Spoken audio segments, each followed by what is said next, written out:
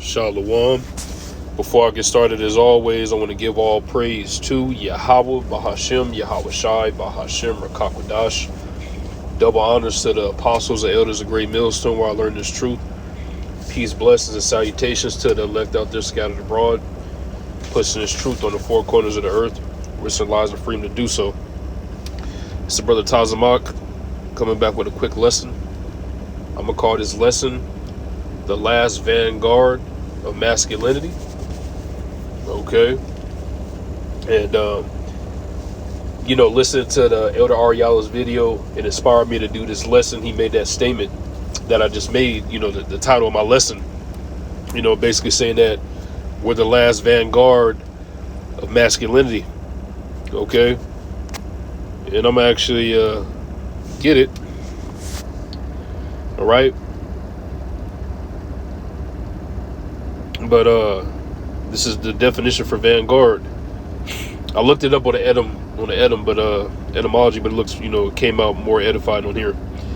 But it says a group of people leading the way in new developments or ideas. And then I had another one. Here we go. The forefront of an action or movement. Okay, so that's what we represent, being a man to the fullest degree. Being masculine, not being feminine. Okay, so a group of people, leading the way in a new development or ideas. We're that group, that's the last standing group, of masculine men. Okay. Elder Mahalaya, I don't know if it was him, but I'm trying to remember. He had did a lesson as well, going into something of this nature, how basically all the men around us are feminine. Okay. And also he posted a clip with a woman talking about that all these other women around want rainbow people, and you know what that means. It's coded. You can't just say it on YouTube. They protect those people tooth and nail, those Fruit Loops. Okay. They protect them tooth and nail. But she was saying basically, I don't want a rainbow guy. I want a real masculine man. What's wrong with these bitches out here? Kid you not. She didn't say like verbatim, but she was saying like, what's wrong with these women out here? They keep wanting these sissies. I want a real man. And if you are with a real man, move over. I'm coming too. Isaiah 4:1, baby, on the way. These women are starting to see the times we're coming into. All right. These women are starting to see the times we're coming into. But they're surrounded by Fruit Loops. They're surrounded by rainbow people. Okay? And these type of guys are produced by sitting in the fucking midst of women all day. That's the premise of my lesson. We ain't supposed to be sitting up in the midst of women all day. 10 women. You in the house kicking it with them for 3 months. Now your mind is altered. You pick up the wicked tendencies. They talk about 10 niggas. I kid you not, I've done it before when I was in the world. There's nothing wrong with getting up with women. I'm not saying that. But to sit up with 5-10 women in your face all day, like you living with 5-10 women, it's going to bring nothing but wickedness. And I'm going to get scriptures on it. I'm going to get scriptures. I'm not just, talking just to talk. The Lord put these scriptures here for a reason. A lot of women hang around Fruit Loops because they see him as a woman. A lot of them get in relationships with Fruit Loops because they can control them. Shit, is a woman dating a woman, I can control, he has a rod. All right, pop me now. Or do this now. Just like I saw another clip on a woman was talking about the same thing I'm talking about. Women started dating those type of men, these soft guys, because they don't want to be submissive. When you're sitting in the midst of 5-10 women at home, or you living with them or something like that, they're trying to work on your mind, man. They're trying to work on your mind, trying to convert you, make you soft, make you like a butterscotch. That's what comes from being around these women, man. They don't like masculinity because you're going to be ruling over them, man. A real man ain't about to take that shit. What you mean, do this or do that? I'm going to start off right here. In the book of Leviticus 20:13. If a man also lie with mankind, as he lied with a woman, Both of them have committed an abomination. They shall surely be put to death. Their blood shall be upon them. You know, and that's the type of men, because this scripture is talking about. I'm trying to say a code because of YouTube, but this scripture is talking about homo acts, should I say, or flamboyant acts with a man. You know, this is talking about two men laying together, so to speak.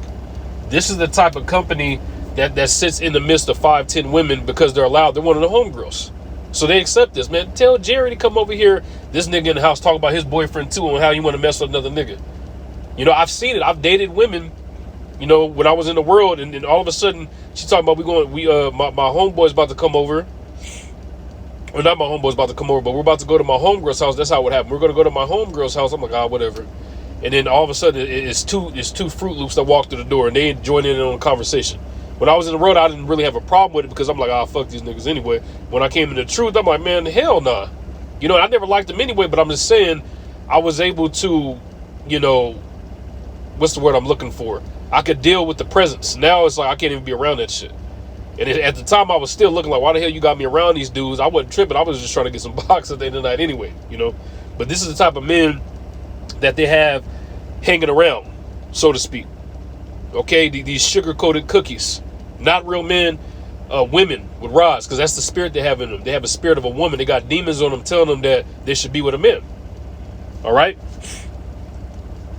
So I'm going to not start off, but I'm going to go to this scripture next. The book of Isaiah 46.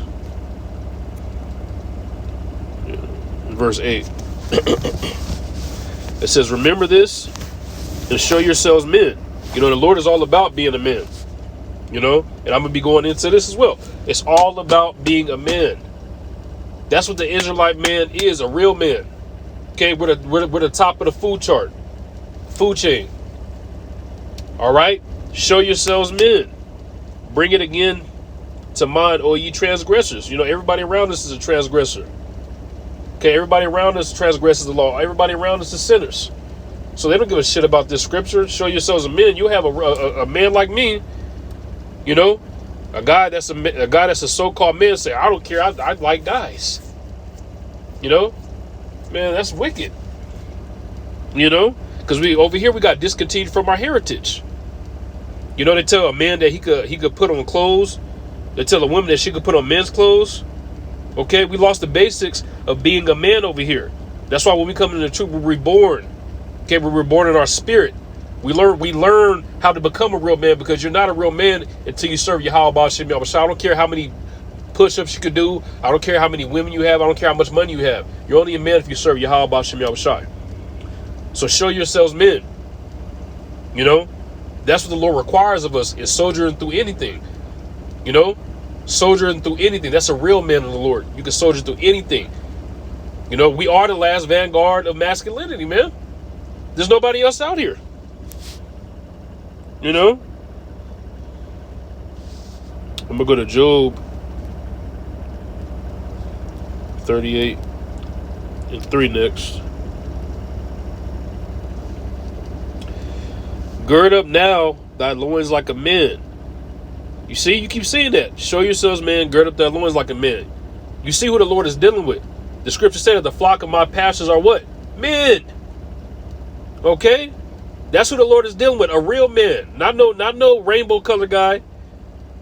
Not no guy that's bi. Okay? How are you girding up your loins like a man, preparing your mind, and you sitting in the midst of your cousins all day? You got 20 cousins, and it's 10 of y'all in the one bedroom. I've seen shit like this. I lived in the ghetto. Majority of my life, I've seen stuff like this. Now the nigga that live with women start acting like one. Damn, what if I painted my nails blue? We got to gird up our minds like a man. We're getting ready for Jacob's trouble from the hard times that are coming. We got to carry our cross every day, deal with the burdens of this truth. All right?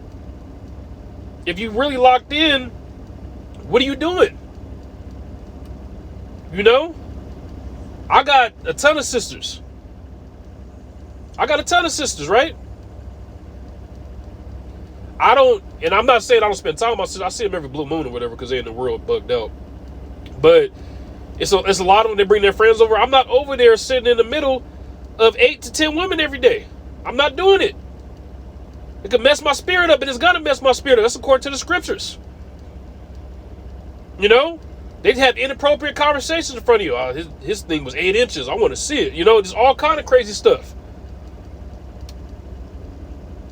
You know, like I said, we're getting our minds prepared for battle, prepared for war. You know, the things that we got to deal with on a daily basis. Girding up our loins, man. This is what's up right here. Not the other thing. Sitting around women all goddamn day gossiping. Because that's what women do. They gossip. Busybodies. Like the scriptures say. I'm getting ready to close with this. This is Sirach 42 and verse 12. Behold not everybody's beauty, and sit not in the midst of women. Okay? You got niggas that'll go crazy over a bad bitch. Man, she's fine. I'll do everything. You know? It's not about that, man. And why is it saying sit not in the midst of women? Salakia. Because it's right here, verse 13. For from garments cometh the moth, and from wickedness, from woman, wickedness. Salakia. Okay? And when you look at a moth, it looks like a seamless, unharming creature, like bug, right? Like, oh, that bug wouldn't hurt nobody. Moths like clothing, and they eat through it. Certain moths. Okay? They like clothing, and they'll eat through it. Has those eggs on there, you know? So, it's symbolic because when even a woman, you might see a woman that's a 10, but dang, she's gorgeous, man. She didn't love, she didn't cause anybody harm. Be wicked as hell. Be wicked as hell, man. Wickedness, all that comes from them is wickedness, man. Especially if you're in a room with 10 hyenas, man, run for your life. Especially the black woman, man.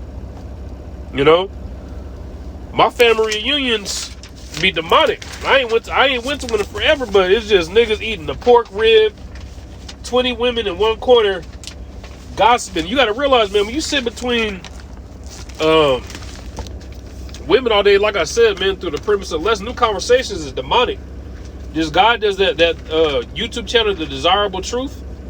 Okay? You got women on there saying they got 5 boyfriends. One guy hits it the best, the other one ain't as good, the other 2 just pay bills. You hear them type of things. I wouldn't be surprised if women got like rosters of like 10 niggas now, man. That's the times we're living in. A roster of 10 niggas. So I choose the other path, being a real man. You know, waiting on the kingdom, serving Yahweh Bashim Al Shai all day. Lord's will, this was an edifying lesson. With that, I'm going to say shalom.